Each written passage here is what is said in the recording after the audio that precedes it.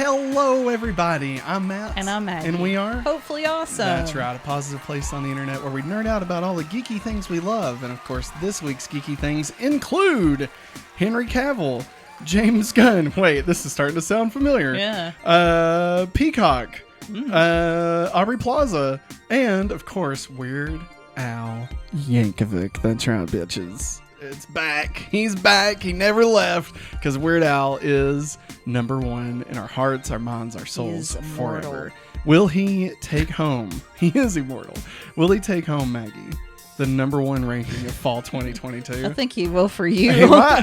Who knows? I don't know. I enjoyed it too. Because this is our final episode where we're going to be ranking fall 2022. We're getting ready to move into winter. So, I mean, it's a whole new list, a whole new world. But before we get there, please keep in mind that this is the Hopefully Awesome Show, our weekly podcast where we talk about all the nerdy news and things like that. We are available on all podcast platforms and also right here on YouTube if you're watching here. If you would like this show ad-free, you can head over to patreon.com/hopefullyawesome, where not only can you get the show ad-free, but you can get it with other things. You can get exclusive shows. You can get your name thrown up in the podcast. You can get all kinds of stuff. Too much stuff to talk about right here. It's too much. So you're just going to have to go over there and check it out at patreon.com/hopefullyawesome. But enough of that bullshit. You ready to rock this show, Maggie? Let's do it. Because it's time for the news. Yeah, I'm on some caffeine today, boys. It's going to be good. In movie news, via Dexerto. Wait. Dexerto? Dexerto. Henry Cavill wants inspiring Superman for sequel. So, of course, last week we talked about Henry Cavill bringing Superman back into the DCU. Of course, that should be credited to multiple people. The Rock played his part. Did David Zaslav play a part? I don't know. Probably not. Fuck that guy. They're still mad at him for canceling Batgirl, but he also hired James Gunn. So I don't know. He also canceled Scoob, the holiday haunt. Right? Come on. How dare you? But there have been some more developments since last week, so we're going to talk about that now. Speaking of Henry Cavill wanting an inspiring Superman, so Cavill revealed to Screen Rant's Adam Benz that there is so much, quote, "There's so much in the way of conversation to be had. Obviously, I have a very close connection to the character. There is something extraordinarily special about him, extraordinarily special about his capacity to give and to love. I don't mean romantically. I mean his love for Earth and for the people who live here, and to make people feel powerful, to make people feel like Superman themselves. I have plenty of desires for this, of course, which will be discussed more in time, but the most important thing, which I will be aiming for, is for the audience to leave the cinema and to feel like they can fly, to feel like they can protect, and to feel like they want to give everyone else. That would be my goal," Cavill added. Furthermore, Cavill also elaborated on the Happy Sad podcast that, quote, "I'm so excited to tell a story with an enormously joyful Superman." Good. I think I misquoted that very in there. To feel like they can protect and to feel like they want to give to everyone else. That's what it was. So, I phrased that word. I gotta say, I love this. Yeah, I'm excited. I love everything he's saying. Like, that is Superman. Yeah. Yeah.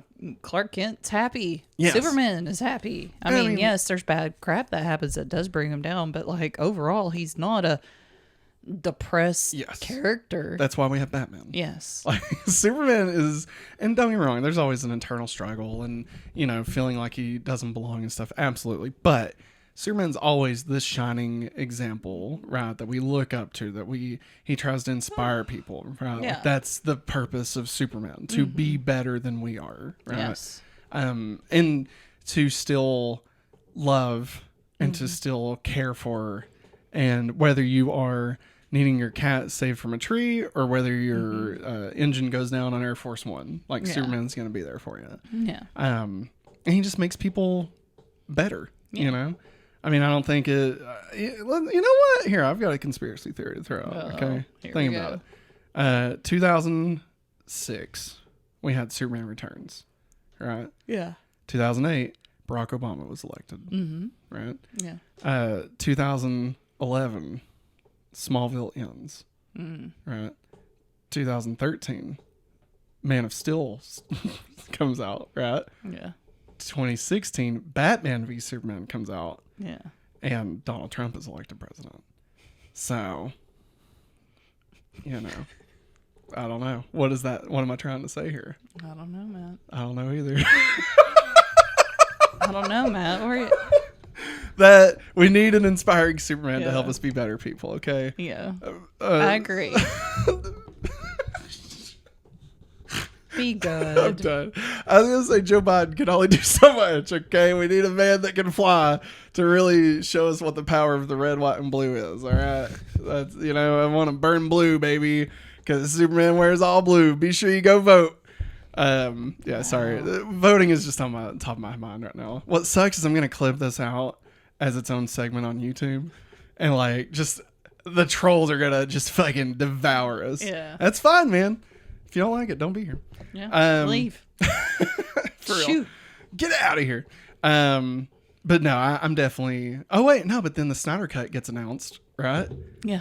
And Joe Biden is elected president. So I mean, see, Warner Brothers fucked with Batman v Superman, and everybody's like, this sucks because Warner Brothers fucked with it. I have no hope, so nobody went and voted, right? But then the Snyder Cut came back out, gave everybody hope again, and so everybody was like, let's go vote. That's listen, I'm just saying. The Snyder Cut was really good. Now Black Adam came out, right? Yeah. And the voting happened, so we'll see. Did Black Adam have a positive or negative effect on it? I don't know. People like to attribute, the votes and stuff to to Saturday Night Live, right? I think it's all about Superman. And think about Lois and Clark ended, George W. Bush was elected. Stop it. All right. I'm just gonna cut this whole. I'm cutting this whole thing out. Going. Just this whole segment. Man. I wonder how far back we could go. Who was elected in 1980 when Superman the movie came out? The other Bush. No, it would have been 80. Reagan, maybe? Yeah. Who was president before Reagan? Or Jimmy Carter. Yeah. Yeah. It was Jimmy Carter, right? Mm-hmm. Yeah. And he was Democrat, right? Jimmy. Yeah. And then we get Superman 4, The Quest for Peace. What does everybody do? Vote George Bush Sr. in there. Because that movie sucked, right? Well, I think, didn't it go... Reagan's in there. No, it goes Jimmy Carter, Reagan, then George H. Yeah, well, I'm saying Quest for Peace came out in 87. And it was so bad, everybody lost hope again, so they voted for George Bush Sr. But then we got Lois and Clark Began. Who gets elected? Bill Clinton. Superman the Animated Series comes out. Who gets reelected? Bill Clinton. All right, it's all there. It's all there. They reboot the New 52. They're like, I don't know. Maybe I'm voting for that fucking dude with the hair that sucked ass. I can't think of his name. In 2012, what was his name? I can't think of his name. You know the guy I'm talking about. Gary? No. No. What was his name? Look up who ran in 2012. All this is going to be cut from the YouTube version, just so we're clear. You podcast people, you're good. 2012? Yeah. Romney. Yeah, it was Mitt. Rip Romney. That's what it is. Yeah, that's a band. Go look them up. All right, so we're gonna pause here. We're gonna come back so we can have a clear edit back into the YouTube version. Okay, ready? Here we go. But yeah, I love this. I love all of this. Everything he's saying right now about being just a hopeful Superman. I have no other thoughts except that it's all just about Superman. It's so great. What about it's you, so Maggie? Great to have hope. It is. Especially Superman. after the fucking years we've had where Trump was president.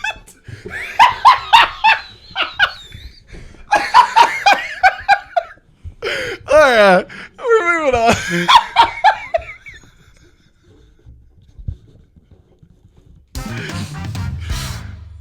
Speaking of having hope again, James Gunn has started tweeting on Twitter about. He started? Well, I mean, he started a thread. All right. He said, "This is quote. This is straight from James Gunn Twitter. All right." Opened up Twitter at the end of a long creative weekend to see the many tweets to hashtag Save Legends of Tomorrow and hashtag Release the Ayer Cut, and fan support for our DC projects over the years. The majority of these requests were enthusiastic and respectful. As the new and first ever CEOs of DC Studios, Peter and I think it's important we acknowledge you, the fans, and let you know we hear you. We hear your different desires for the pathways forward for DC. Although our ability to interact on Twitter has been lessened due to the workload of our new positions, we are listening and open to everything as we embark on the journey, and we will continue to do so for the next few years. But all our initial focus is on the story going forward, hammering out the new DCU and telling the biggest story ever told across multiple films, television shows, and animated projects. We invite all of the DC fandoms from across the multiverse, and everyone else as well, into this new universe. We can't wait to reveal more. What do you think about that? That makes me really excited. Release the Ayer Cut. Release Batgirl. Do you think he could?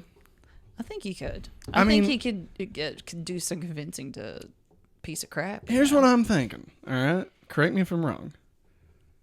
That happened this year. Mm-hmm. They said they're shit canning it as a tax write-off. Mm-hmm. After it's a tax write-off, I think it's free game. No, after it's a tax write-off, they can never release it. They can never make money off of it because then they would have taken money for taxes. But here's the thing. Tax year's not over. They haven't actually counted as a tax write-off yet. They haven't. Could James Gunn pull a Superman, spin the world backwards, and resurrect Batgirl from the dead? Would he want to? I don't know. I mean, maybe. I'd like for him to.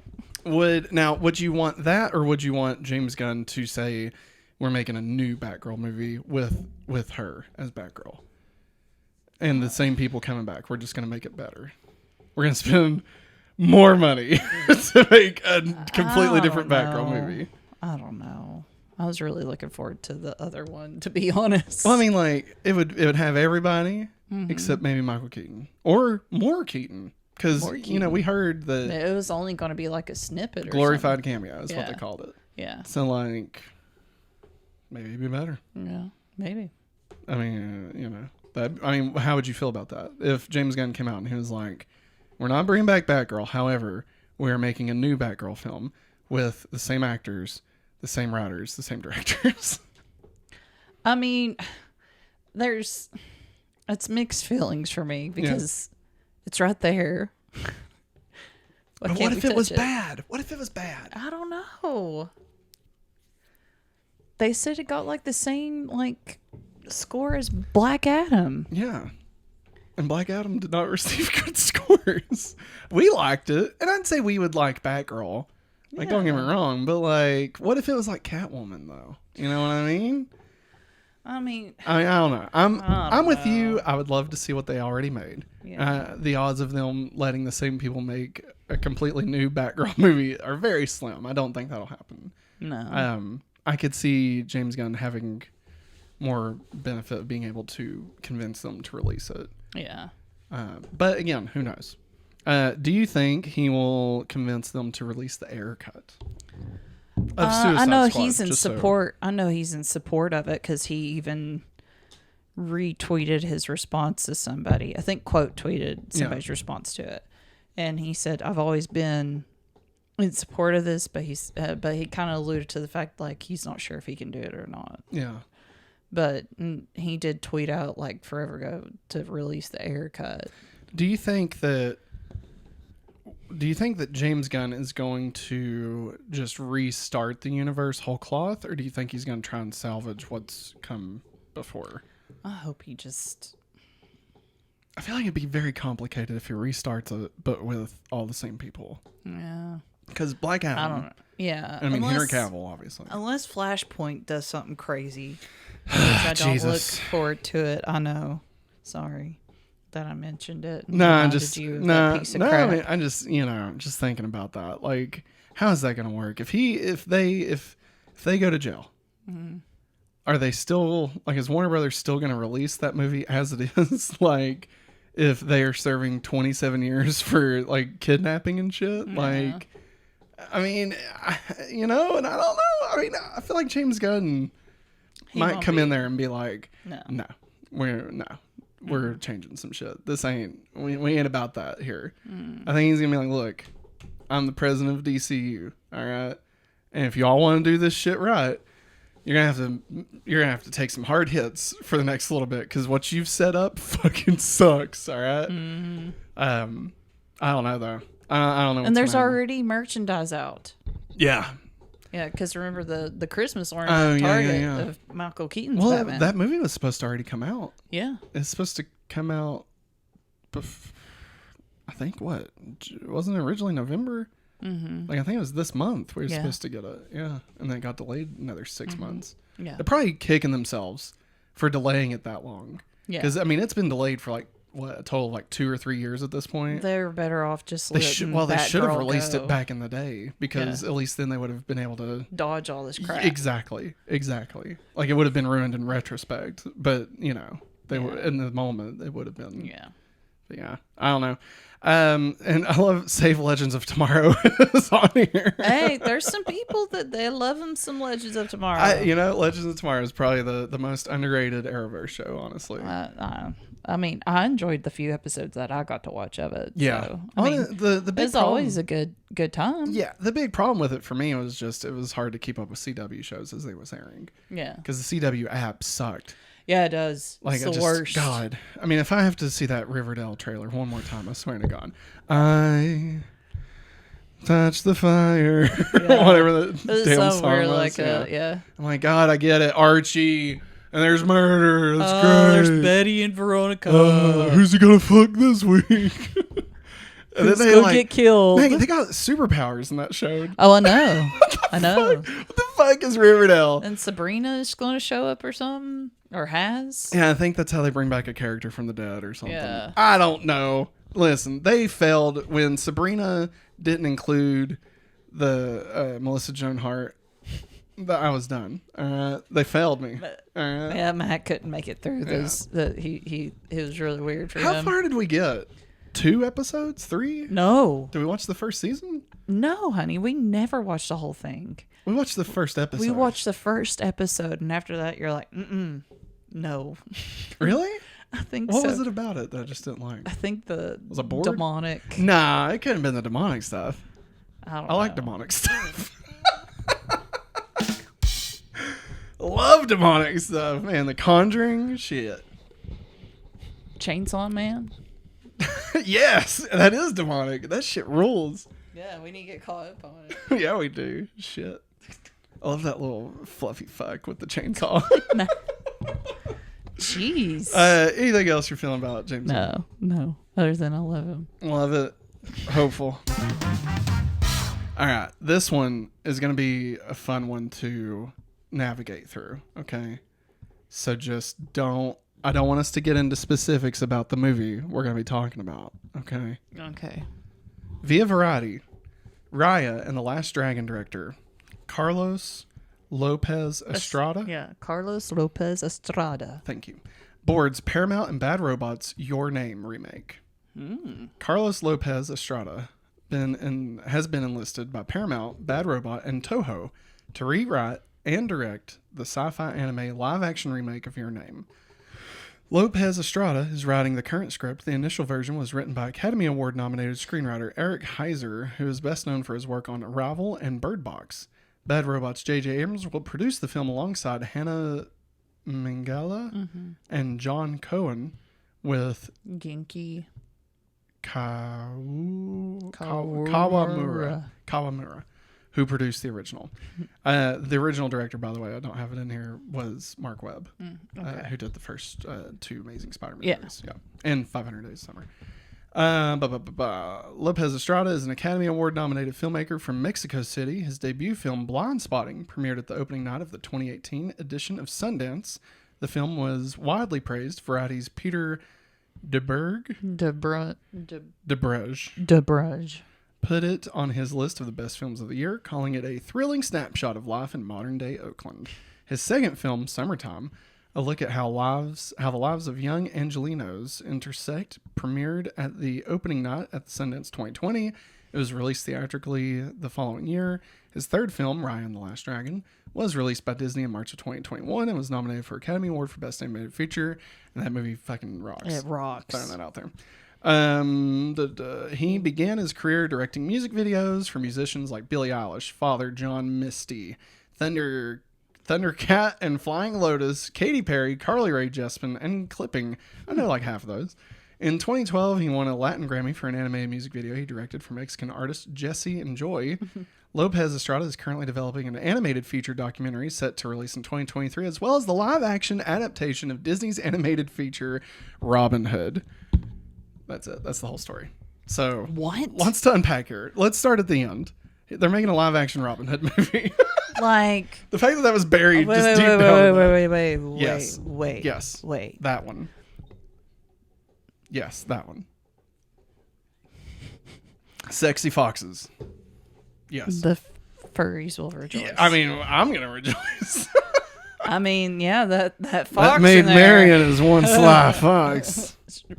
Really? I don't remember. I love that. I still like that movie. Yeah. It's got... Lil Jon was blue. Blue, yeah. I mean, that's basically. when they still stole the same... What was the song? What? What was the song from Robin Hood? You know what I'm talking about? Hold on. Because I remember the roosters whistling. Yeah. And then Little John Robin running through the forest. That's it. Down by the babbling brook. Yeah, like only little boy David. 5 little stones eat. Little day. Yeah. Yeah. Yeah. Stand to your feet. What? I can't swim. Stand. It's only ankle deep. That's a different Robin Hood. Yeah. Do you think Christian Slater will be in this one? One can only wish. Hey, did you know that in Man of Steel, yeah, Jonathan Kent is played by Kevin Costner? Yeah. Right? Yeah. Jor-El is played by the Gladiator, Russell Crowe. Yeah. Both of them played Robin Hood in different movies. Something's bothering me about the animated one. What about it? What? Is it problematic? The rooster. No. The rooster. So while Maggie's looking that up, we'll talk about Your Name just a little, because I don't want to ruin Your Name for anybody if you've not watched it, Billy. But Your Name is my favorite movie of all time. Yep. I love Your Name. It is perfect, top to bottom, backwards and forwards. Love Roger it. Who's Roger Moore? Roger Miller. Is he related to Greg Miller? I think he's a singer. I think he was like a country singer. Oh. No. This is important. Yeah, country and pop hits. From the Nashville Sound era. Wow. Yeah. So Your Name. It's okay. I had to look it up. It was bothering me. So Your Name is, like I said, one of my favorite movies of all time. Mm-hmm. It is my number one movie of all time, actually, currently. Of course, that can always change because I'm an ever-growing being who has a change of opinion from time to time as I learn and grow throughout society. I don't just stick with one choice I made when I was 12. But Your Name is fantastic. I know the original concept behind the live action version was when it was the previous scriptwriter, it was going to be a Native American woman and like a boy, or I mean they're teenagers, but the other one would be from like I don't know, a city or something. I think it's Seattle, maybe. Yeah. I don't know. It felt a little bit too Twilight to me, to be honest. Felt like I was going to be in goddamn Forks again. Okay. But we're not, thank God. So I don't know. I don't know if they're going to stick with this. I mean, honestly, I could see him maybe going a little bit towards the, like Mexican inspired side of it, like Mexico City and stuff. And I think that could be very interesting. Mm-hmm. I agree. Which, I mean, Native American would also be interesting too. But I really, I'm curious to see what they do. I will say this. I do not believe it'll be good. I think it'll be fine. I think it'll be good-ish. Yeah. It has the potential to be good. I do not think it'll be as good as the original. Okay. And I don't mean that as like just a, I love remakes of shit. All right. Like I don't care about, if the original is better or worse and stuff like that. Like that doesn't bother me. I just don't see how you, Lion King. Yeah. I just don't see how Your Name in live action would be better than it was, because it was so beautiful. Mm-hmm. And the way that story is told, and I feel like the animation of it makes it a little bit more innocent when certain things are going on, like especially like early on when they're realizing they're in a different body, and like they're like, oh, I'm in a different body, like I feel like that plays better than if it was like a live action. I feel like if in live action that's going to be a little probably like problematic a little bit, just by what it's implying, like, oh, this woman, I'm in this woman's body and I'm just gonna touch all this stuff, I just feel like that could be bad. And then of course where the movie goes in the end and stuff, I'm thinking about that, how that's been portrayed in other movies, and again I'm being very vague on purpose, and I just don't know. I just don't think that that's ever been done well. Yeah. Do you have any idea what I'm talking about?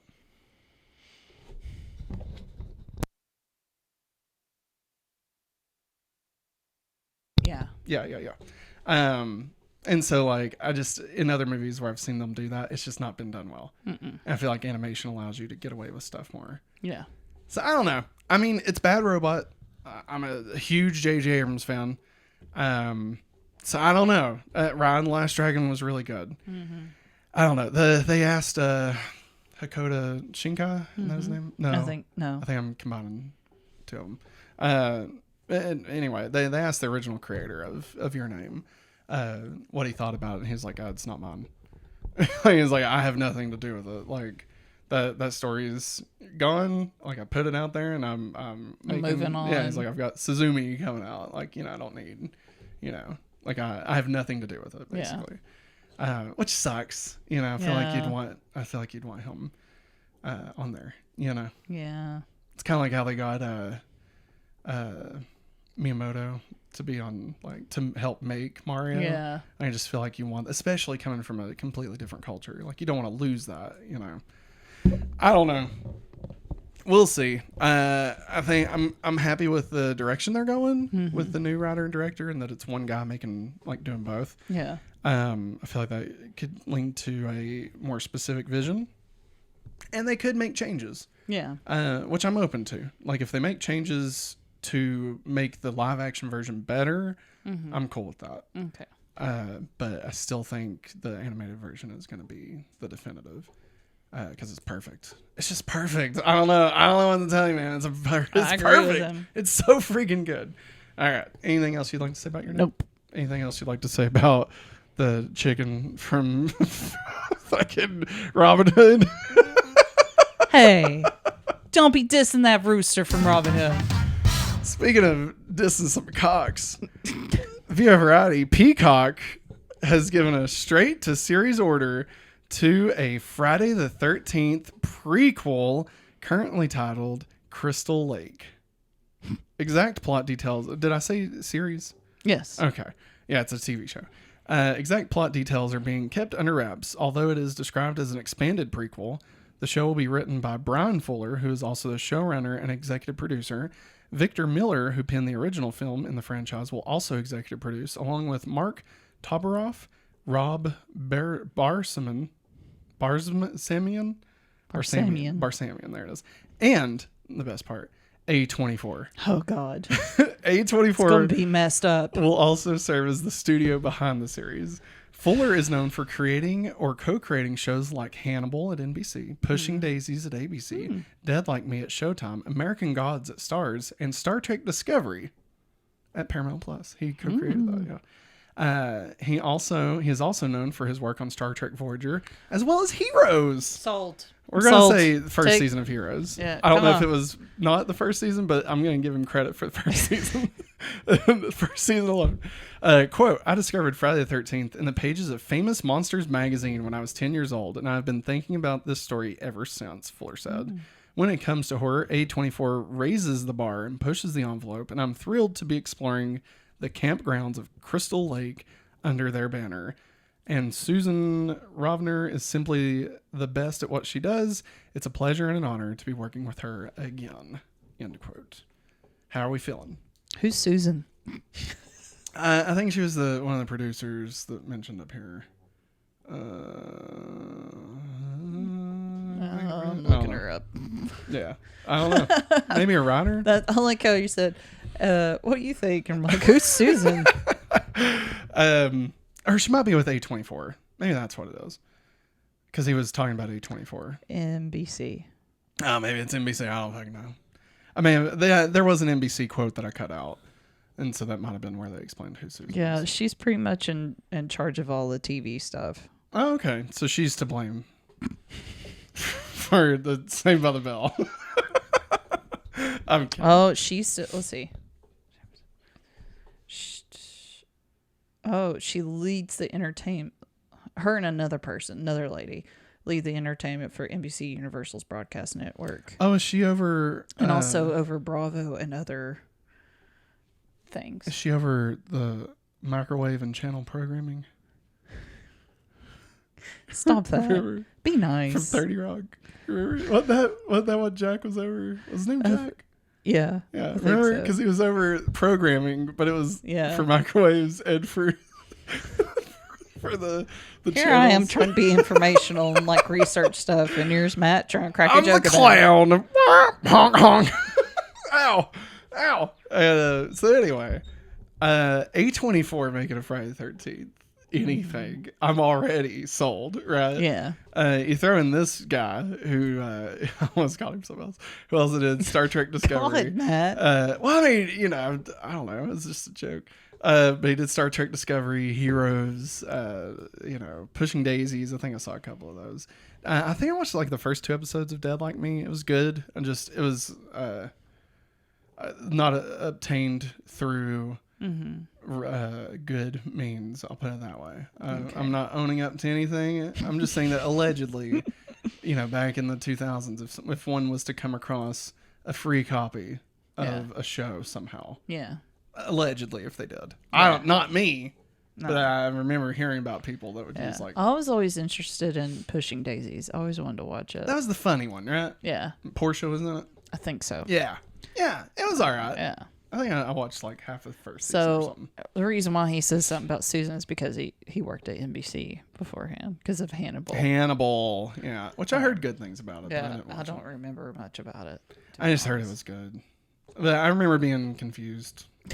Because I didn't know if it was supposed to be...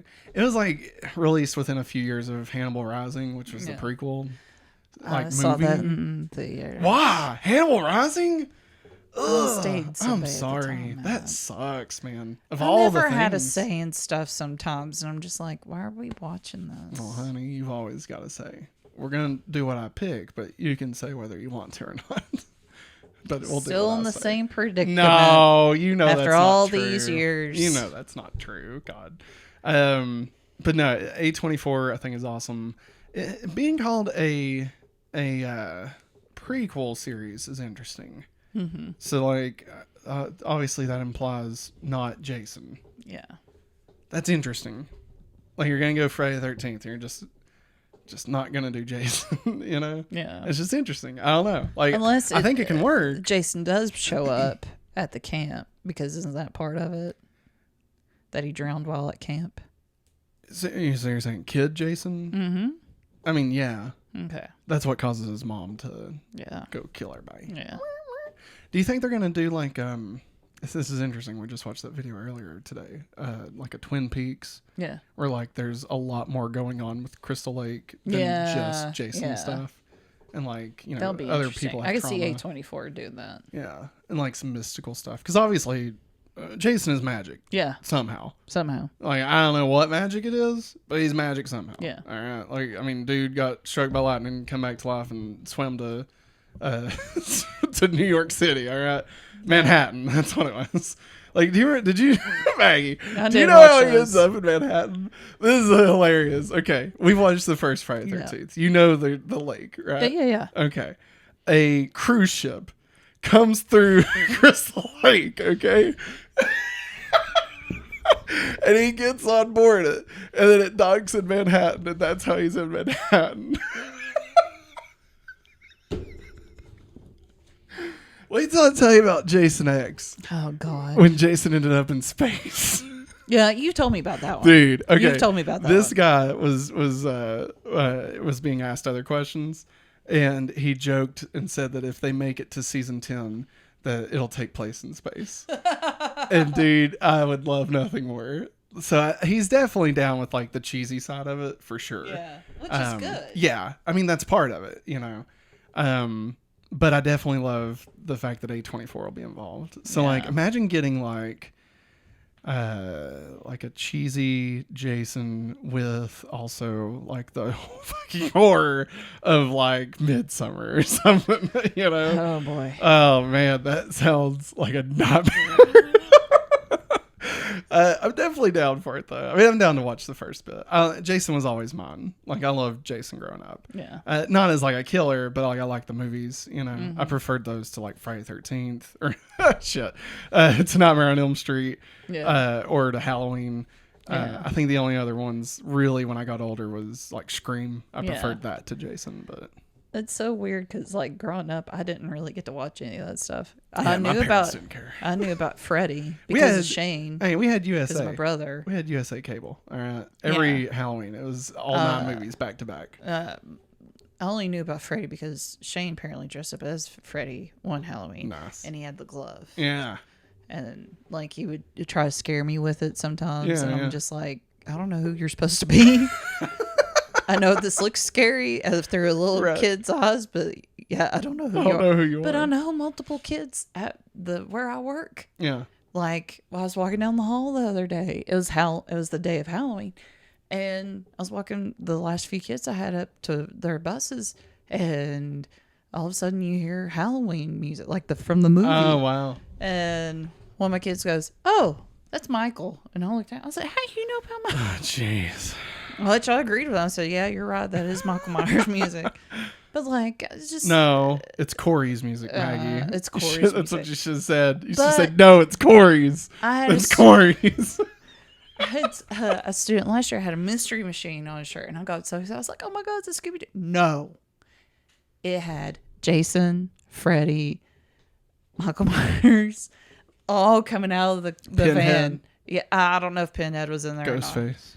Maybe yes, Ghostface. Ghostface. Yeah. All of them coming out of the windows of the van, and I'm just like, why? Zoinks. Yeah. So it's just really weird. Like, from when I was their age, I had no clue what these things were, and now there's all these kids that know what they are. It just blows my mind. These 3 and 4 year olds grew up playing Five Nights at Freddy's. All right, we went to Chuck E. Cheese. They feared it. Okay, like that's the world we live in. All right. That's why I'm happy that a Superman is coming back to give us hope, okay? Because as we know, that's what we need. But I'm not going to say anything else. So, yeah, I'm excited for this. You know, okay, I can't let this go by without saying this because somebody will be screaming at us, right? There actually was a Friday the 13th series before, like a television series. Okay. But it was, if I'm not mistaken, I didn't watch it much because I don't think it was that good. But it was kind of like Tales from the Crypt. So, like, I don't think Jason ever really appeared in it. He may have, but I don't even know if it took place at Crystal Lake or not. Like, I think it was, like, episodic. Like, it didn't really connect throughout. An anthology. Anthology, yes. Thank you. Yes, that is exactly, yeah. So, I don't know. What Halloween was supposed to be. Yeah. Season of the Witch. God. So, Maggie, before we move on, would you want to see A24? What's another horror icon you would like to see A24 tackle? Because I believe, didn't they help with No, that's Blumhouse. Sorry, I was thinking Halloween. Yeah, Blumhouse did that. I don't know. I mean, I've always been curious about Nightmare on Elm Street. Like, what's to know? He's a pedophile. Oh, yeah, that is true. You know? Yeah, that is right. Yeah. Thanks for reminding me. You're welcome. Yeah. I don't know. Yeah. I don't know. Good answer. Yeah. Sorry. No, I think that what I'm about to say would probably be too close to what the idea of this will be, but I think a Blair Witch series could be really good. Yeah. Like, I think that'd be a lot of fun. Mm-hmm. Or, you know what? Like I've said for years at this point, just combine them. Just put the Blair Witch in the same universe as Jason, and the same universe as Freddy, and the same universe as Michael. Like, they're all, just put them in the same. Kingdom Hearts, this shit, you know? Yeah. Like, who cares? You need to cross over some stuff. Make them all like cruddy. They're all cruddy people anyways. Terminator, RoboCop, Alien, Predator, all of them. It mixed in with it, too. Like, it's just all the 80s stuff, you know? I'm just saying. Snake Polinsky or whatever the fuck his name was from Escape from Hell or New York or, I don't know, L.A. One of those movies. Yeah, you just put them all together. And then they all just, like, I don't know. Yeah. Beat each other up. I don't even know. It's like Secret Wars, but it's 80s icons. All right. Anything else you want to say about this? Nope. Wow. Wrong button. Wow. Aubrey Plaza joins Agatha, Coven of Chaos Marvel series for Disney Plus. Details about Plaza's role are being kept under wraps. How many things are under wraps these days? Wasn't that dude Dauber from Coach? Wasn't he under wraps? But she is believed to be playing a villain opposite Catherine Hahn and Joe Locke. Hahn is reprising her role as WandaVision bad gal Agatha in the series. Emma Caulfield Ford is also set to reprise her role of Dottie from WandaVision. Agatha Coven of Chaos is expected to drop on Disney Plus next year. What do you think? Very exciting stuff. Aubrey Plaza going to be in the MCU. Oh, also, I saw that it's probably going to be 9 episodes long, which would make it the longest Marvel TV show. Is that true? Well, besides Daredevil. Daredevil's going to be like 18. Yeah. I think She-Hulk is either 8 or 9. Yeah. Yeah. I saw something before. I thought WandaVision was like 9. I don't know. Shit, it don't matter. That's interesting though. I mean, I don't know. Can I be honest?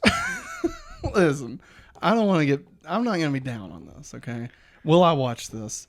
Absolutely. Obviously. Mm-hmm. Am I happy to get Aubrey Plaza in anything? Absolutely. Yes. That'll be great. Yes.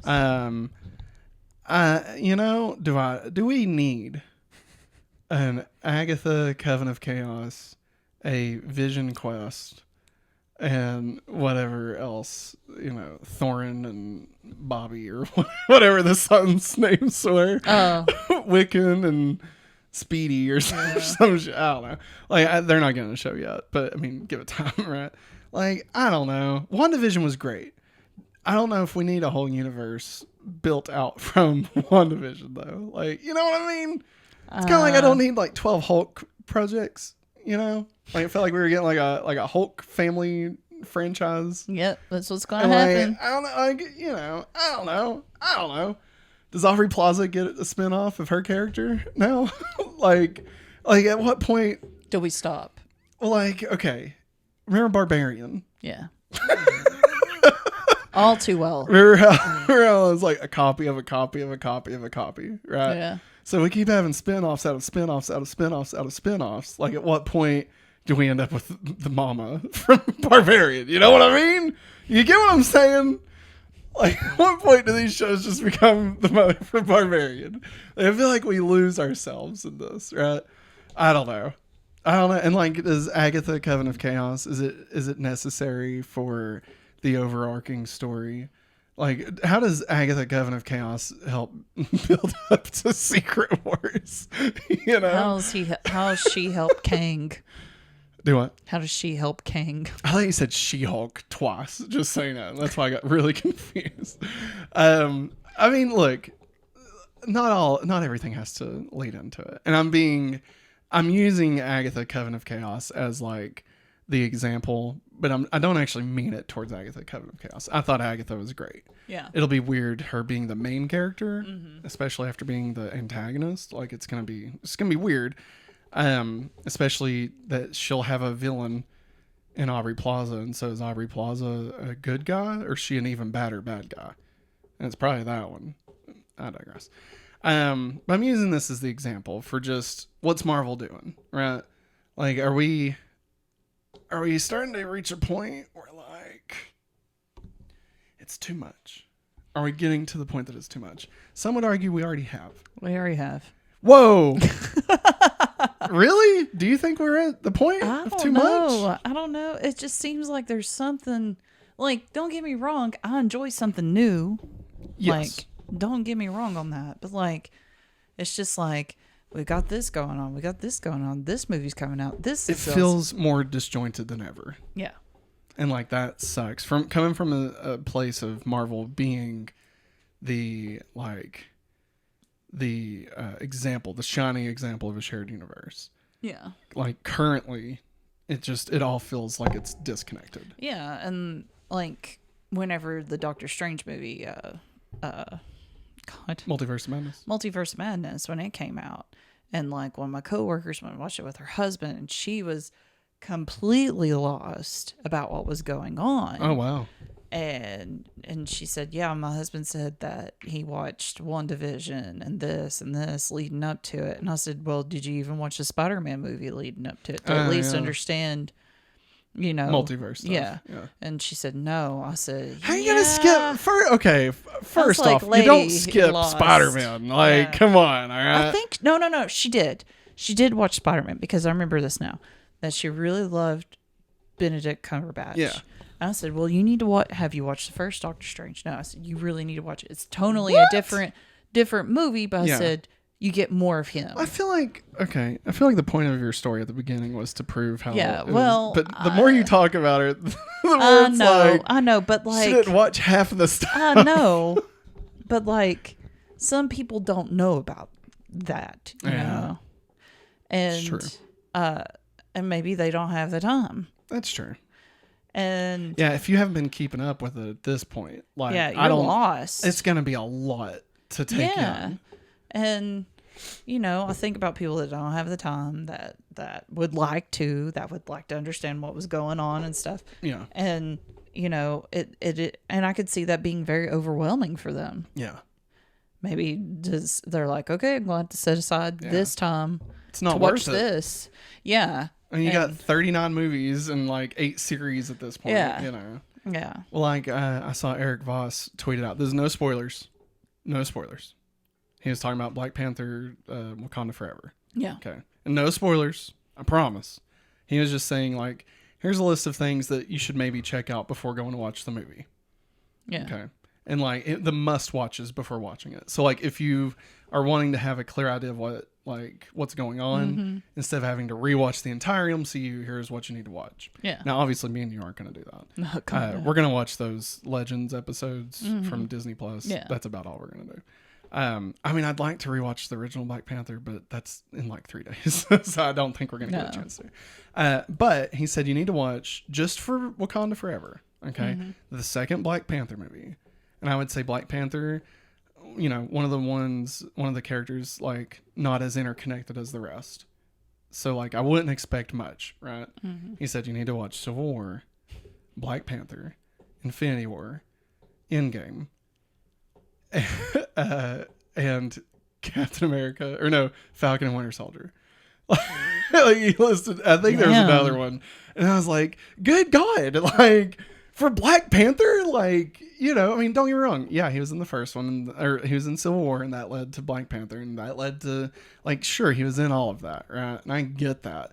But, like, damn, that's a lot just to watch the second Black Panther movie, you know? Yeah. And, like, I feel like it's only going to get harder, you know? It is. It is going to get harder. And, like, trying to keep all of these threads leading back to the same central, not necessarily from a story standpoint, but, like, everything is affected by everything. Yeah. And so, like, who's going to keep track of all of this, everything going on, to make sure that what happened in Moon Knight doesn't screw up what happened Thor Ragnarok or not Ragnarok, but Love and Thunder. You know what I mean? Yeah. Like there's just so much. And how does Werewolf by Night play into that? Yeah. Or the Guardians Holiday Special. Yeah.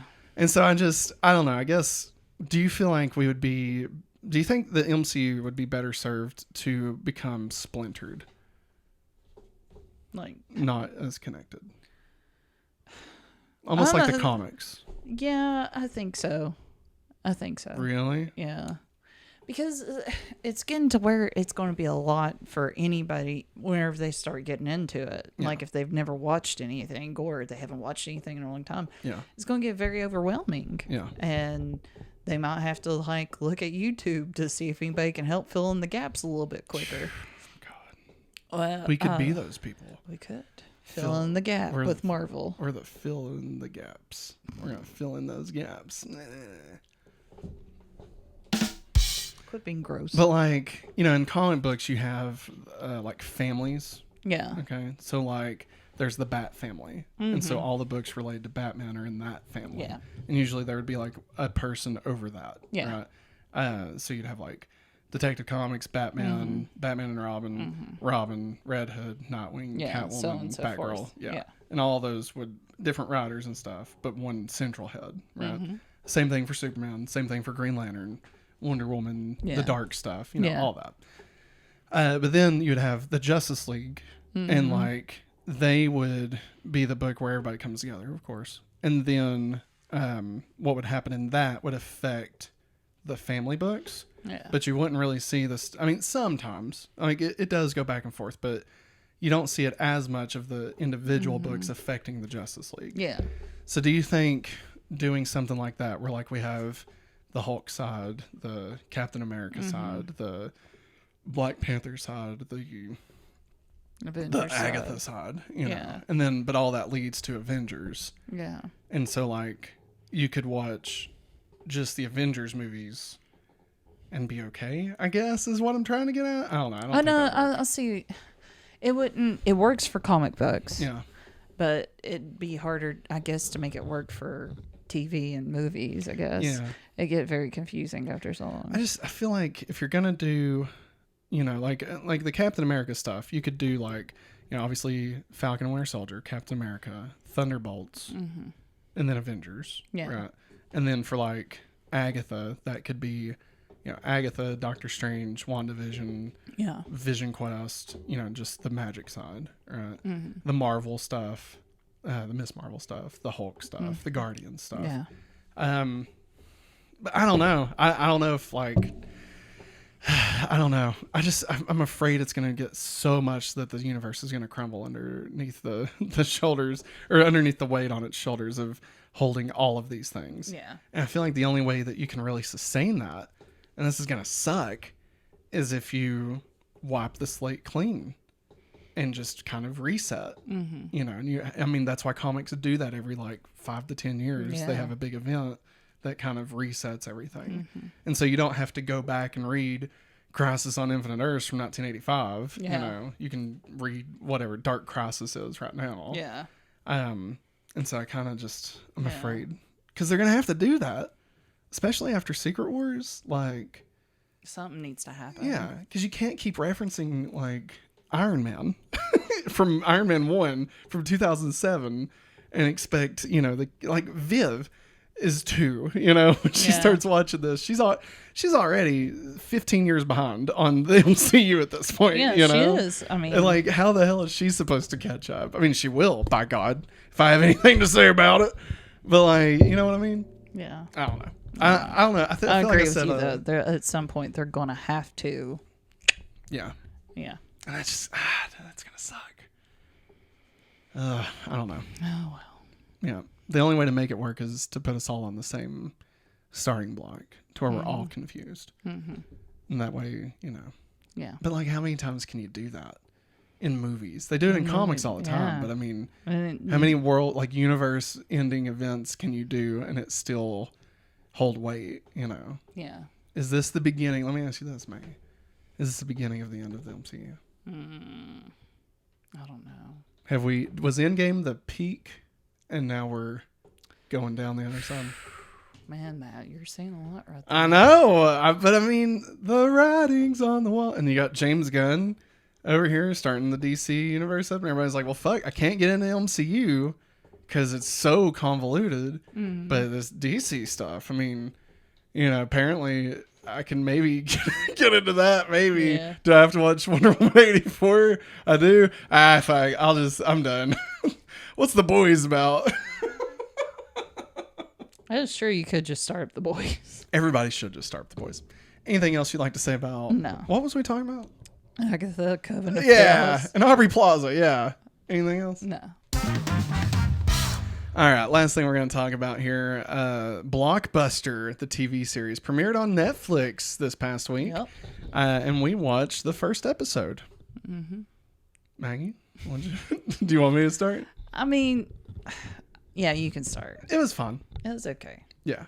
I mean, typical... Didn't knock my boots or nothing. No, typical will they, won't they kind of thing too going on. It felt like a very, not generic, but it felt like just a sitcom. Yeah, like it's and just also, a modern sitcom. I think a few other people felt the same way. Like, if this was set in the 90s... Yeah. Or when Blockbuster's starting to shut down and everything, I think it would hit a little bit different. Yeah, it just doesn't feel setting real. It right now, it just doesn't seem real. Like, who in 2022 is still, Yeah.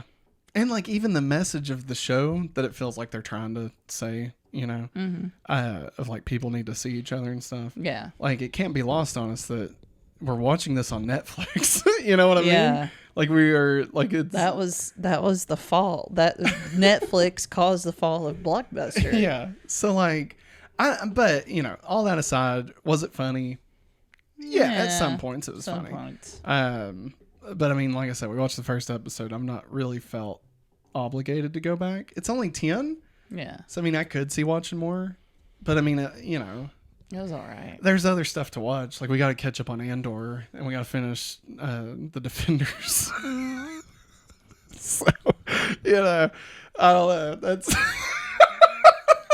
We'll probably never watch the Defenders. We got to finish it. We're already what? 3 episodes, 3.5 episodes deep. We're almost there. We only got like 5 more. It's hard, dude. Why? Why is Iron Fist in here? Why did they combine 4 different styles of TV shows? I mean, that was the point. It's supposed to be like the Avengers. I know, but that was stupid, though, because all the transitions are weird as heck.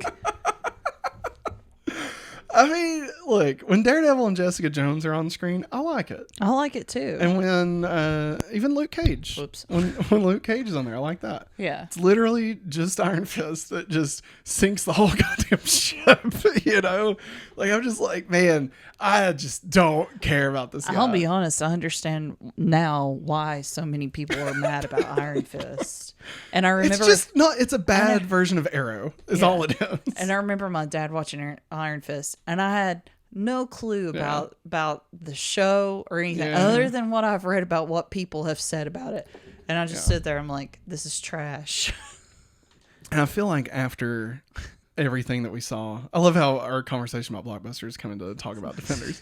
After everything we saw, the main bad guy of the Defenders is the Hand. Yeah. Like, I just feel like that was a bad choice. Yeah. Like, I don't know. I mean, think about it. The fucking Kilgrave was way worse than the Hand, Yeah. And that fucking show, God, Jessica Jones kicked so much ass. But I mean, even Kingpin, The Punisher, like, there was a lot of stuff that they could have went with, and instead they went with the Hand. And it's like, and then like they made, Iron Fist. So, like the linchpin of it all, and it's like, fuck, I don't care about Iron Fist, so I don't care about the people he's fighting. And I know the Hand started on Daredevil. I know all that stuff, but like, I don't know, it could have been better. Anyway, that's what we think about Blockbuster. So yeah, hey. If you're enjoying this podcast, we greatly appreciate it. But before we go any further, please enjoy this message from our sponsors. This episode is brought to you by patreon.com/hopefullyawesome. That's right. At the $5 tier, you can have access to every episode we make ad-free and have your name listed in the credits of every video. At $10, you'll be able to get access to our all-new exclusive shows right here on patreon.com/hopefullyawesome. Those include Hopefully Weekly, a weekly show where Maggie and I catch up on all the things that's happened over the past week, both in our life and in the world around us. Family Game Night, a weekly show where Maggie and I will play a variety of board games, from Blockbuster Party Game all the way to Fast and the Furious Heist Game, whatever that is. Highway Heist. The Hopefully Awesome movie commentary that we'll do once a month, where Maggie and I will watch one of our favorite films and then record us talking about it over it. Kind of like a mix between Mystery Science Theater 3000 and, just us goofing off and talking about nothing related to the film. And lastly, Matt plus Maggie. This is our monthly show where Maggie and I talk about our relationship. I don't think we'll be giving any advice, but hey, tune in. It'll be fun. And if you want to go above and beyond at the $25 level, not only do you get everything that we've just talked about, but you also get a verbal shout out as our Patreon producer of the entire month. All this and more. So sign up at patreon.com/hopefullyawesome today. All right, we are back and we are ready to talk about our main topic. It's time for the main topic. Topic. So we've got two main topics today. One's gonna be quick. They're both not going to be that long, to be honest. So we watched two movies that we're going to review for you. We've got Weird, the Yankovic Story, and we've got a little one called Summer Ghost that we got. Let's go ahead and knock out Summer Ghost. Summer Ghost. So if this is your first time, sorry. It's okay. If this is your first time watching, what we always do is we go spoiler free. Then we will let you know when we are doing a spoiler part of the conversation. We will give you ample time to know that we are. There'll even be like a little sound cue for it. And then after that, we will come back in with our ranking. And from where we have two of these, obviously we'll go like spoiler free, spoilers, spoiler free for the next one, spoilers for the next one, and then we'll go into the ranking, rank both of them together. So check out the timestamps below. There you go. Thank you, Maggie. So all that being said, Summer Ghost recently released on digital and I believe Blu-ray at the same time. This is a new film from G Kids. That is the anime people, people that release anime. I don't know. They do like the Ghibli Fest. Mm-hmm. Yeah, they do that. Ride Your Wave. They do a lot of stuff. Mm-hmm. They're like the quality, like they release quality stuff. Mm-hmm. So anyway, so they released this. I want to say it went into theaters over the summer. But we didn't get a chance to watch it. And I think it had other stuff with it in theaters, like miniseries or something. Probably. Yeah. So that being said, it finally came out. Mm-hmm. Maggie, what did you think of Summer Ghost? I really enjoyed it. I think, I don't know. I'm trying to think where I'm going with this. I would recommend it to somebody to watch it. Yeah. I think first off, it's 40 minutes long. So it's very short. But honestly, I feel like that's to its not betterment, because I feel like you could have had this story and you could have told it over an hour and a half. Mm-hmm. And I think it still would have worked perfect. But I feel like because it's so short that they really it moves so quick that it doesn't give you time to realize that you don't necessarily get as much character knowledge. Mm-hmm. I think is the only place that was lacking. Like there's three main characters, and I feel like one we get to know really good. Yes. And then the other two I feel like we kind of know, but it's really just like two little scenes for each of them, and then that's it. Yeah. And so the whole thing is that there's this this legend that if you go to this old airfield, old airfield and light a firework, that a ghost will appear. The Summer Ghost. And so these three meet up somehow. He said they sent out an email. Mm-hmm. They go to different schools. Yeah. So I don't really know how they met up. Maybe on a message board or something. And they go out and they light a firework and they summon the Summer Ghost. And she's like a teenage kind of, yeah. And she's not like your atypical ghost. Like she's very, like, she talks just like them. Yeah. She's just like a normal kid, but she's a ghost. Yeah. And then what happens from there, okay, I don't think this is a spoiler. I'll say this, because it's in the trailer. that the summer ghost will only appear to those who have contemplated death. Mm-hmm. And so that kind of opens the story up to the reason these 3 characters can see it is because they've all, for one reason or another, have been contemplating death, whether that is forced death or sadness or whatever. And I'm not going to get into too much more detail because I don't want to give story points away. Yeah. But I will say that I thought that that's kind of where we were sticking. Mm-hmm. But then, like, the story takes kind of in the midpoint. We find out that there's more to the ghost, which takes the story in a completely different direction. Yeah. That I feel is great. Like, I kind of loved it. I was like, oh man, this has a lot more to it than this. Yeah. And then by the end of it, it was great. Like, it was moving. It was wonderful. Made me feel happy. At some points I was afraid that it could kind of romanticize death a little bit. But I feel like they kind of, the way it ends, like the message that you get by the end of it, I think they kind of keep that from being the takeaway. Yeah. But it's beautiful. Like the art in it. Oh my gosh. Like just the way it's drawn and the coloring of it. Yeah, it's 40 minutes long. Like I said, I think we got it on iTunes. We went ahead and bought it. It was, I think, $12.99. And I'm glad. If I'd known it was 40 minutes before buying it, probably wouldn't have done it. Yeah, I would have been like, I'll just wait and watch it sometime because it's 40 minutes. But I'm glad we bought it. It's really good. Yeah. Like, I would say, honestly, like, you know, Your Name is my number 1, of course. But I would say I like this maybe more than Ride Your Wave. I love Ride Your Wave, but I really, really enjoyed this. So, anything else you want to say about it? No. Do we have any spoilers we want to talk about? Not really. Well, we could go into a little bit of spoilers, Okay. just to make sure that we got something. So we are going into spoilers. If you don't want to know anything else, click past this. Wrong button. Spoilers. I can't believe how many times I've done that. So I can't believe she was dead the whole time. Actually, I can't believe he was dead the whole time. Holy fuck, that ending, right? Yeah. When we find out the one that was dying had actually died. God. And like they were seeing him Yeah, as the new summer ghost. he or even whatever. told them early on that he wasn't going to even make it to see the sakura, which is the cherry blossoms. Yeah. And he did make it because Yeah. it shows him Yeah. laying in the hospital bed. And like... and I didn't put it together. No, I did, because the whole thing was if the sparkler wasn't going up, like burning, that meant the ghost was there. And I noticed it's like the sparkler's isn't burning as quick. Oh, yeah. And I was like, he's a ghost. Yeah. Damn. And, God, that was so good. yeah. What a good ending. Yeah.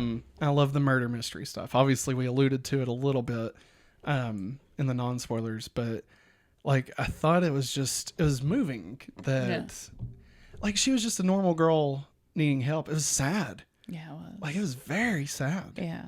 And like how that whole thing happened and like then they found her body and stuff. Sorry, Yeah. you was gonna say something. Just how she described, you know, how her and her mom had a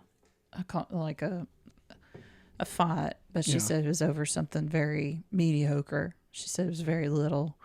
And she said, and I ran out and got hit by a car. And that person that hit her decided to put her in a suitcase. Freaking and it's so awful. sad. You know what it reminded me of? And I wish I would have said this in the main review. It reminded me of Mike Flanagan. Like the way that they handled her as a ghost. Yeah. Like it reminded me of the Midnight Club. And then it also reminded me of the ending. Well, it reminded me, I won't spoil it, of another show that Mike Flanagan did where a female character dies. Yeah. And gives a long speech about death while she's dying. Like it reminded me of that. And, you know, that's one of my favorite scenes in that whole series, which, again, I'm not going to say because I don't want to spoil it. But so the fact that it reminded me of that, like that speaks to how much I loved this movie. You know? So, yeah. From out of nowhere, like we just thought it looked pretty and like the trailer sounded cool. And, you know, that's usually the type of stuff I go for, which is quasi slice of life with just a hint of like supernatural sci-fi stuff. I don't like it to be overwhelming unless it's like Chainsaw Head or whatever. Chainsaw Man. Yeah, but like, I love when it's mainly about these characters, but then there's just a little piece of something to kind of move the story. So yeah, that's really all I've got to say about it. Yeah. Anything else you want to say? No. All right, done. Spoilers over. I mentioned this in the spoiler section, but if you skipped that, I just wanted to reiterate it here that it reminded me of Mike Flanagan. So if you like Mike Flanagan, just the way that they handle the Summer Ghost, I feel like is very Flanagan-esque. Mm-hmm. So now we will move on to our next review of Weird, the Al Yankovic Story. Weird, the Al Yankovic Story came out over the weekend on the Roku channel. Believe it or not an actual channel. I thought it was. The whole time I was like, oh, I gotta download the Roku app on our Apple TV. Nope. Gotta download it on my phone. Nope. It's just a website. It's probably a channel on Roku TVs, but I ain't got no Roku TV. What is this? Come on. This is 2012. What are we doing here? Come on. I don't know. No offense to people who use Roku. It's great. I mean, if they're going to pay for Weird Al to get a movie, then I guess I got to support Roku in some way, And it's not as bad as Chromecast. Am I right, Maggie? Or Fire TV? Get the fucking shit out of here. Fire TV. More like Fart TV. Nailed it. So, Weird, the Al Yankovic Story. No spoilers at first, obviously. We may get into spoilers here in a minute, but we'll let you know. I gotta say, I loved this movie. He did. I loved it so much. He truly Holy God. it. I grew up, just a little precursor to this, I grew up loving Weird Al. The first experience with Weird Al I had, that sounds bad, was I had the cassette of Weird Al in 3D, which had lots of songs on it, but my favorite one was Nature Trail to Hell in 3D. Okay. Now, I don't know. It's not based off anything. That's one of his originals, which I love. Weird Al original songs. They're so ridiculous. And then, of course, right after that, the summer, I forget, 94, 95, Amish Paradise. Don't go making phony calls. That was big in my circles. Gump, obviously, was huge for me. And then my cousin Josh, he got Running with Scissors, and I got a copy of it, and I listened to that front to back like probably 75 times. Like, I loved that, right? I had this Disney Channel original movie, like it was supposed to be like a VH1 special, but it's for Disney Channel. It was Weird Al, You Can't Go Home. Look it up if you want. And it's him on tour with his band, and like he does. I remember seeing the promos of it. And like they play Fats and Yoda. They do Yoda. And they do one of those songs of the dude's walking around. It's not Like a Surgeon, but it's a different one. It's a different Madonna one. And one of the band members is walking around with the cone bra on. Yeah. And so when they did that in the movie, I was like, holy shit, this is amazing. This is like the actual show. But yeah, so I would take those recordings from that special and put it on an audio tape so I could listen to more Weird Al, right? Like, I loved it. Loved Weird Al. And then, hearing Tom Lennon talk about, meeting Weird Al and listening to Weird Al records with his son when his son was first born. And then, watching different podcasts and stuff with Weird Al. Weird Al's he's such a cool dude, He's so fun, and he's nice, and he's a good person. And and he's funny as shit, that's the thing is he is so funny, and people love to be like, oh, it's just Weird Al, but he's legitimately funny. Yeah. I mean, to be able to come up with the shit that he does, and I mean, polka is just inherently funny, I mean, polka. Who's reading John Candy was in a polka band, all right? That shit's just funny. It's funny, you got an accordion in there and shit. It's funny, man. So I was very much, I searched out the goddamn Roku channel for this, right? To be able to watch this. And it was just wonderful. Being a longtime Weird Al fan, going into this, I didn't know what to expect. I didn't know if it was going to be kind of. I was afraid it was going to be like Walk Hard. Okay. Yeah. Like Walk Hard's fun. It's funny and the music is catchy. Mm-hmm. There's still some songs I sing from day to day. Yes. The Black Sheep, I sing that. But or Let's Do It. That's the other one. But you know, like that one overall kind of felt flat for me. So I was really afraid that this was just going to be, you know, something kind of like that, or like a low budget. Like I don't know if you remember this, Maggie, but you remember Crackle, like the web people, and they had Joe Dirt 2 was released on Crackle, right? Yeah. That's the level I was kind of expecting. Yeah. And I was like, God damn it, if it's going to be like, you know, I'm like, I'm going to give it a try, but I'm going in with kind of low expectations. Yeah. No, it was great. Like if this is ever for sale, I'm buying it because I loved this.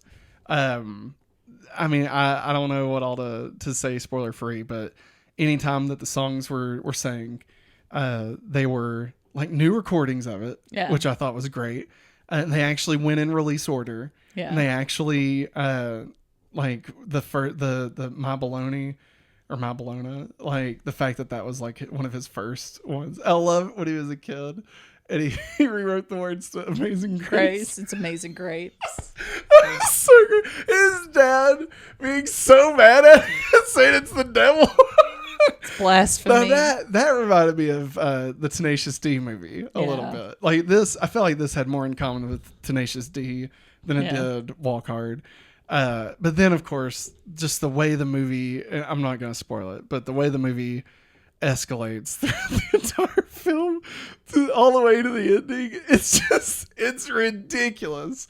Like I feel like it definitely was taking inspiration from all of those, right? Like from multiple. Yes, like it had the references, of course, to Rocket Man, Bohemian Rhapsody. You know, definitely Selena, yeah. Walk the Line. You know, just all that stuff. Like all of it had very much influence on it, but it never felt like date movie or disaster movie. Like it was its own thing. Yeah. And like it was just kind of using those tropes almost in like almost more like a Naked Gun type thing. Yeah. Like it was, but it wasn't so ridiculous that it was unwatchable. Yeah. But like I love how sincerely they treated Weird Al as if he was a legitimately like the biggest star in the world, you know, like, and like that was never played for a joke. Like he just was the biggest star. Number one, went platinum 6 times. And what they did, I don't want to say it until we get into sports, but what they did with Eat It, it just made me laugh so goddamn hard. He lost. I was beside myself. Yeah. And Rainn Wilson. It steals the show in like almost every scene he's in. But okay, let's not go too far. Daniel Radcliffe is perfect. I was shocked at how good he was in this. Like, better than Harry Potter. He was great in it. And like, did his lip sync match all the time? Not all the time. No, but that's part of it. Enough. That's part of it. That's part of it. And he looked great. And like the clothes he wore, the shirts he wore, like. Dude, I loved it. I loved every moment of it. I can't say anything without getting into spoilers. Like, I don't have anything else to say but just how much I loved it. And I thought it was perfect. It was the perfect film for Weird Al. It is exactly what a Weird Al film should be. Yeah. Even after he dies, God help us when that happens. Yeah. We'll need like 4 Superman movies just to counteract that, right? Or else the world will not survive. Okay. But when he dies, I don't even think they need to do like a more serious version. Like I feel like no, this is what Weird Al would want. You know, like this is the movie he wanted. It's almost Andy Kaufman-esque. You know, like that's the type of movie Andy would have wanted. Right. So anyway, Maggie, why don't you tell us how you felt? There's not a lot left to say. No, there is. It's really, it's fun. It's fun. As someone who wasn't like super into Weird Al, how did you enjoy it? Oh, I liked it like a lot. Yeah. Yeah, I knew about Weird Al when I was younger because I remember Disney putting on like the promos and stuff for that. And then I believe my cousin, she had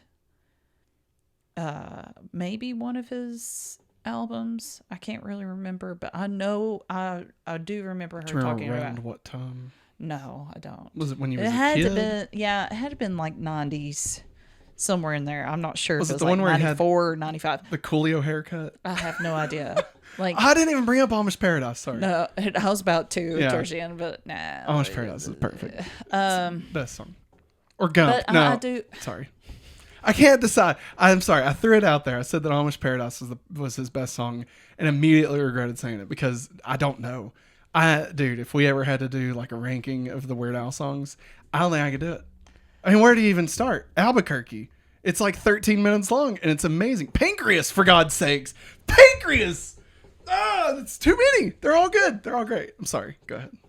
Anyways, I can remember my cousin talking about Weird Al, but like, I didn't understand it. But like, I remember, like, I got older, like it's 2000s, and like he got oh God, what was it?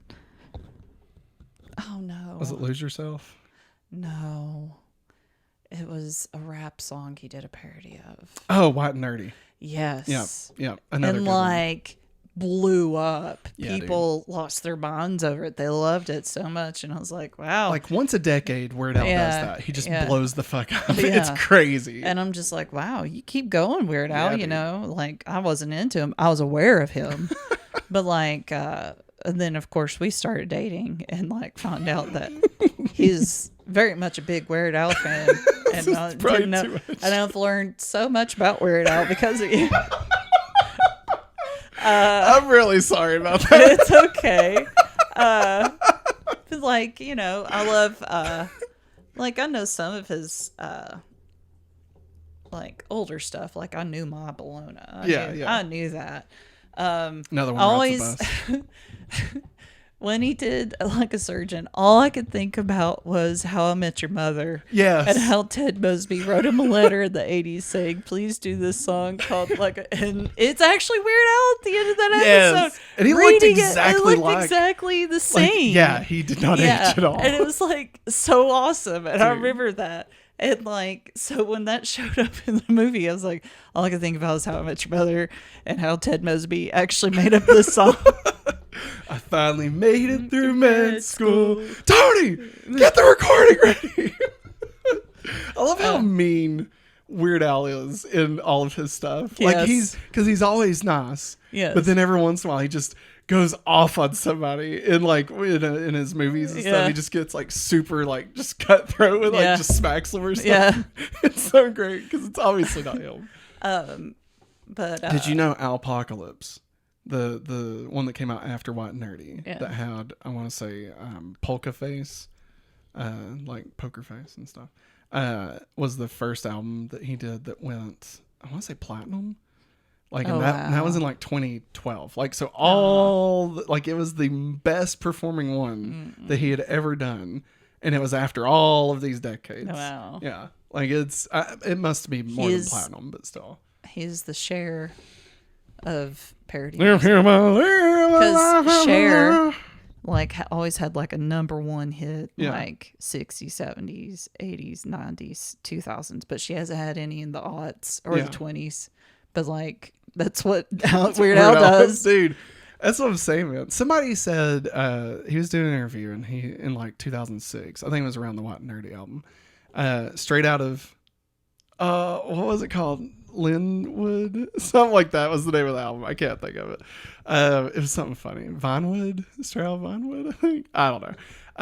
But they were asking, they were like, you're such a talented musician and like how to write like good lyrics and stuff, and your originals are very catchy. And they were like, why haven't you ever made like real music? Is how they asked him, right? And he said, well, I'll be honest with you. I feel like we have plenty of real artists out here like Paris Hilton. And he said somebody else. I think he said Lindsay Lohan. And he's like, so, I think I'll just stick with the fake music that I make or something like that.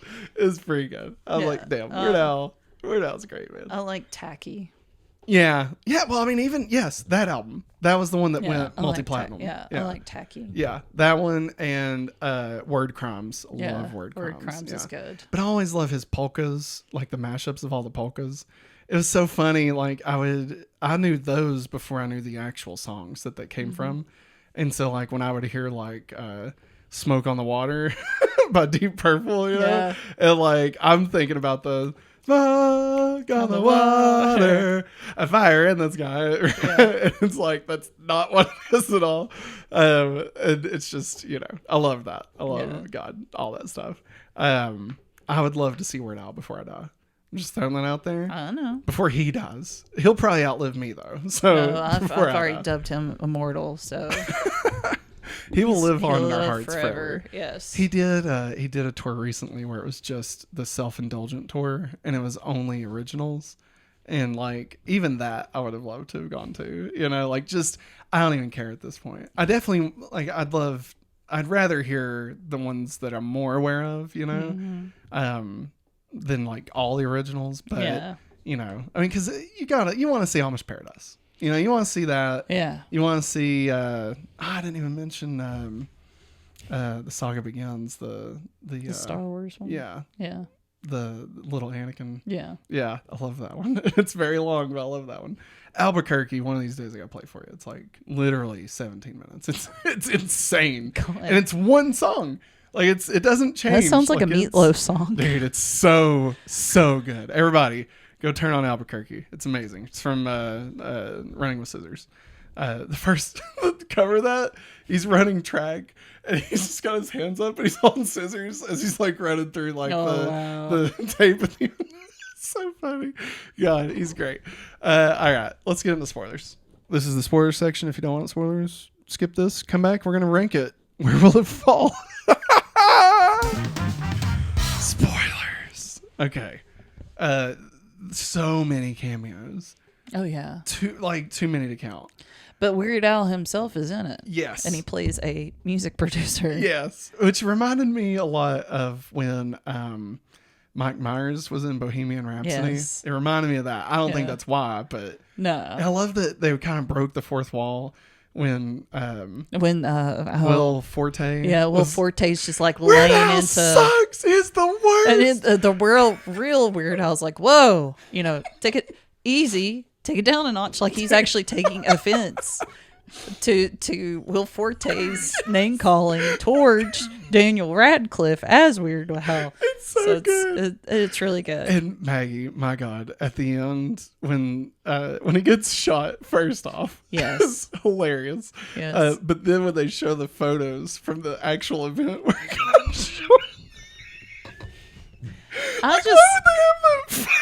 yeah, and I love the fact that good God, man, it's so funny that Madonna is. I mean, the girl that plays her does a really good job of playing 80s Madonna. Yeah, but like that Madonna is actually the villain this whole entire time. And that she was the downfall of Weird Al is because of her. Head of the cartel. Head of the cartel got down there. Oh my God. And seeing Weird Al like in the camo Hawaiian shirt is so goddamn funny. Yes. And like just go like murdering everybody. Yes. Oh my God. The moment where he takes the LSD and he thinks of Eat It. Yeah. Like that was hilarious. Yes. I was shocked when they brought Amish Paradise in at the end. Yeah. Like, I didn't think they'd go that deep. Yeah. Into it, because his dad was raised by Amish people. Oh and my God. They thought, everything was bad as the devil. And so therefore his dad devil's squeeze box. His dad had to hide his real self this whole entire time. He wrote weird lyrics to songs that already existed. And Coolio in the crowd. Yes.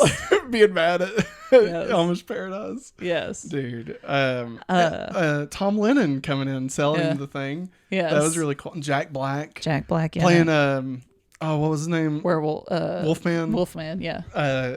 Who was an actual radio guy. And Conan O'Brien playing Holy Andy fuck. Warhol. Yes. Conan is Andy Warhol.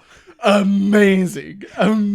Holy shit. I liked how everybody at that pool scene, it was everybody that was considered weird. Yeah. Like Divine. Yes. Famous drag queen. Wasn't David Bowie in that scene? I can't remember. I can't remember either. A bunch of artists like Andy Warhol and the other guy, the Spanish guy. I think that's the guy, Dolly, that painted the melting clocks. Oh, yeah. Okay. I think that's who Andy Warhol was talking to in that one. Oh, okay. But let's see, Pee Wee Herman. Whoever played Pee Wee Herman did a really good job. Dude, there were so many celebrities. There were so many. It reminded me of Chip and Dale. Yeah, it reminded me of that movie. Yes, it was just, dude. Oh, God, Elton John. Somebody was dressed up as Elton John. Yes. God, we need to look up the list at some point. We don't have to do it right now. No. But, God, it was so good. Yeah, it was. I can't wait to buy it. And the end credit song. Yes. Brand new song. Yeah. And the fact that it would stop, he's like, fake out ending. And then come back. Yes. And he did it like 2 more times. Yes. I actually like the ending where it shows Madonna at his grave. And she's got like an eye patch. And he comes back. And he comes back alive to grab her. I mean, that's great. Oh my God, dude. One of the best comedies I've seen in a long time. The parody done very, very well, of course. I loved it. And it was also made by Funny or Die. Yeah. I remember? Yep. Funny or Die. Well, because it was based off that original sketch they did. Yeah. Back like, 15, 20 years ago at this point? Mm-hmm. It had to be 15. It wouldn't have been 20. Where it was the Yankovic story. And it was like it was this. Yeah.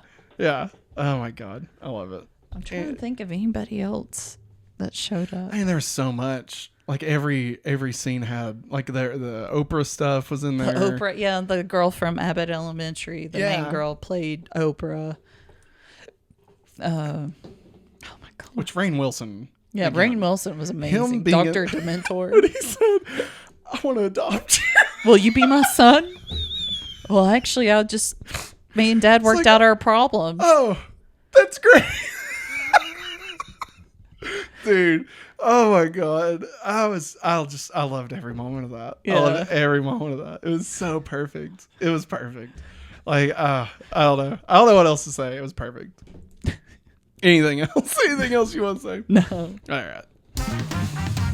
Spoilers over. If I'm out of breath, just know that it's because I've been laughing my ass off talking about the spoilers of this movie. It is so good. All right, let's get into our final ranking for fall 2022, everybody. And that's right, we have reached the end of fall. Next week, Black Panther kicks off our winter 2023 list because it'll engulf half November, December, January. I think that's it. And then spring will be February, March, April. Yes. And then May, June, July, and August will be summer. It's 4 months. So, that being said, our current ranking is at number 11, Halloween Ends. Number 10, Hocus Pocus 2. Number 9, Trick or Treat, Scooby-Doo. Number 8, Clerks 3. Number 7, Cobra Kai 5. We're off. Oh, that's number 12. Oh my God. Okay, so number 12, Halloween Ends. Number 11, Hocus Pocus 2. Number 10, Trick or Treat, Scooby-Doo. Number 9, Clerks 3. Number 8, Cobra Kai 5. Number 7, Barbarian. Number 6, Black Adam. Number 5, Werewolf by Night. Number 4, She-Hulk. Number 3, Meet Cute. Number 2, Bros. Number 1, Midnight Club. Don't sleep on Meet Cute. Meet Cute is fantastic. I'm going to update this real quick. Maggie, why don't you talk about something? You can talk about the movies if you want. The movies? Yeah. The movies? We need to go back to the movies. I'm going to look up a book on vamping. Vamping? I suck at it. Anytime you need to vamp, I'm just going to it's because I'm being put on the spot and I overthink everything. Because I don't have to be... Like, I feel like I vamp at my job enough. And so when it comes to this, look at what I'm doing to the wire right now. I'm wrapping it around. Next time, just start teaching us something. Start teaching you something? Yeah, there we go. Okay. All right. So, let's go with Summer Ghost first. Where are you feeling Summer Ghost? Oh, sorry. You're fine. Maybe number 8. Below Barbarian? Yes. I was thinking above Cobra Kai 5 for sure. Yeah. But then I couldn't decide if it would be above or below Barbarian. I enjoy Summer Ghost a lot more than Barbarian. True. But I think Barbarian has a lot more to say. Mm-hmm. And it was a wild fucking ride. Barbarian's wild. Like, holy shit. Yes. Now, will I ever watch it again? Probably not. But I will watch Summer Ghost again. Yeah. But does that mean that it's better than, like, these rankings are so insane. Like, no list. I feel like we need to make a rubric. What the fuck is that? Oh, let's get ready for teaching session with Maggie. Oh, shit. All right. A rubric. Yeah. Is usually made to help grade something. I'm sorry, I can't help it. It's okay. It's because I'm getting all You're fancy. Fine. So help you grade something. So like your teacher, well, my teacher in school, I should say. Thanks. Sorry. I went to a private school. We didn't have teachers.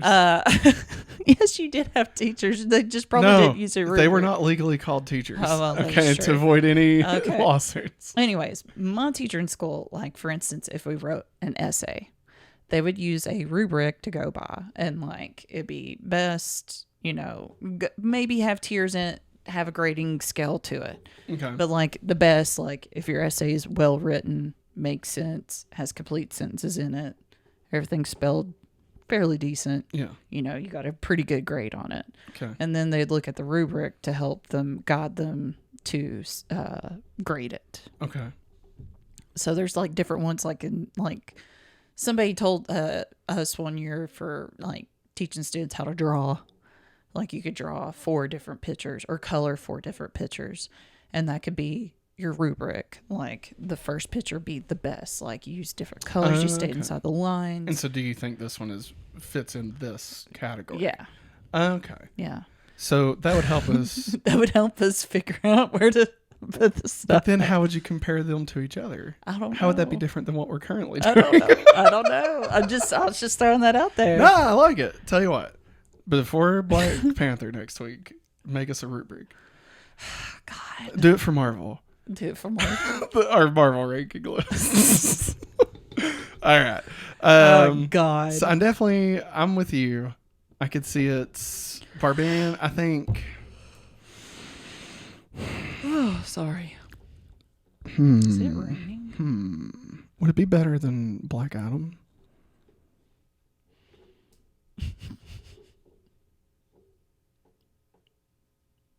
What are you thinking? I'm still thinking underneath Barbarian, but that's just me. Yeah. Yeah. And it's only 40 minutes. Yeah. I feel like even though that's perfect for it. If like we said after we watched it, if they fleshed out the characters more and it was longer, then probably yes. Yes. But don't let that I know. detract from the quality. It was 5 stars. Great. That's why this list is so weird, because I would not give Barbarian 5 stars. But I did give Summer Ghost 5 stars. Like on my film thing. What's it called? Letterbox. Letterbox. There it is. I was thinking of the 3 dots. I'm like, what's that called? 3 dots. Isn't there like 3 different colored dots on Letterbox? Maybe. But but Letterboxd is like the aspect ratio. Yeah, I meant on the app. The app okay. picture. I know what it means. You're talking about an ellipses, Maggie. All right. Weird. The Al Yankovic story. Where are we? All right. Number one. Let me throw number one. Let me throw out. All right. I think it's better than Bros. I agree. I'm not prepared to say it's better than Midnight Club. All right. Midnight Club is amazing. Yes. All right. Yeah. Weird Al. This was. It's almost like last season. Chip and Dale. Perfect movie for me. Right. Perfect movie for us. Yeah. That doesn't necessarily mean is the shining example of cinema, right? Oh, come on, Matt. Really? You want to put it above Midnight Club? Where are you feeling it? Do you think it should be lower? Do you think it should be below Werewolf by Night? I believe it should be above She-Hulk and behind Meet Cute. Damn. I mean, that's... But, I mean, I thought it was way funnier than Bros. It was, but Bros had a different message to get across. Yeah. Well, this is just a parody of L. Yankovic's life. Which is amazing. Yes. That's a message. Alfred Maggie, the message is laugh. All right. That's the message of this film. And goddamn it, we all need a good laugh. All right. Well, listen, it's been years since we had a Superman movie. Lord knows we need to laugh. All right. We need some hope somewhere. All right. I mean, yeah, shit. So we're going to have to legit. I was having fun with not thinking too hard about this. Like, remember when what did we put above Top Gun? We were laughing. Jurassic World Dominion. And Dragon Ball. And DDC movie. And many other movies. Yeah, I mean, I think it was like number 10 by the end of our list. All right.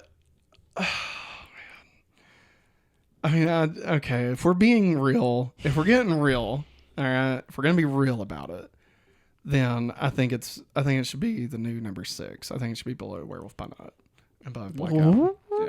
If we're being real, like if we're cutting this shit, right? I think it was a fantastic comedy, and it's not one of my favorite movies of all time. That's way too high praise. But I mean, I really loved it a lot. I loved it in more than I love The Pick of Destiny. But again, that's not in my top movies of all time list, you know? Like, it didn't move me. Like, I laughed hard, right? Which was great. But like, you know, I didn't have an emotional breakthrough or anything, you know? It wasn't like Jojo Rabbit or something, you know? Like, I would put it up as like one of my favorite comedies. I'd put it with like Tommy Boy and Step Brothers. Yeah. You know, I'd put it up there. But in this list, I think it was better than Black Adam. But I feel like once we hit Werewolf by Night, we start getting into like an upper tier of film, you know? And I feel like this was not as well made as Werewolf by Night. All right. You know what I mean? Because that had I like agree. a vision and, you know, not that this didn't, but... You know, I feel like Werewolf by Night. A different kind of vision. Yes. A Wanda. A vision quest. Disney quest. Oh my God. Michael Eisner. It all came back. Dude, what if they brought Michael Eisner back? We had this conversation, Matt. A lot of people will be mad about it. All right. Your new ranking. Do you want to read it or you want me to read it? I'll read it. All right. New ranking and final ranking for fall 2022. Yeah. Number 1, Midnight Club. Number 2, Bros. Number 3, Meet Cute. Number Don't 4, sleep on Meet Cute, everybody. Go watch Meet Cute. Number 4, She-Hulk. Number 5, Werewolf by Night. Number 6, Weird Al. Number 7, Black Adam. Number 8, Barbarian. Number 9, Summer Ghost. Number 10, Cobra Kai 5. Number 11, Clerks 3. Number 12, Trick or Treat Scooby-Doo.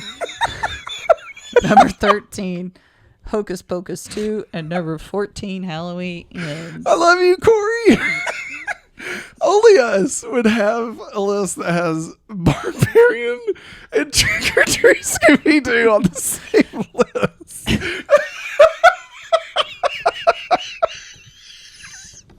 Oh my God. Oh my God. I can't wait to see what winter brings us. We're going to have Santa Clauses and Black Panther on the same list. And Avatar 2 is going to be on there somewhere. God, I hope it bombs. No, don't be mean. God. Just because James Cameron said that. Listen, I'm coming after him. You never bet against Cameron. All right. You never bet. Maggie, it's to your detriment. I'm going to. I'm betting against him. Remember, he thinks he can't make money. Remember a little movie called Titanic? Here's the thing, mate. Here's what you're forgetting, okay? Here's what you're forgetting. Global box office. All right. Do I think it'll do great domestically? Probably not.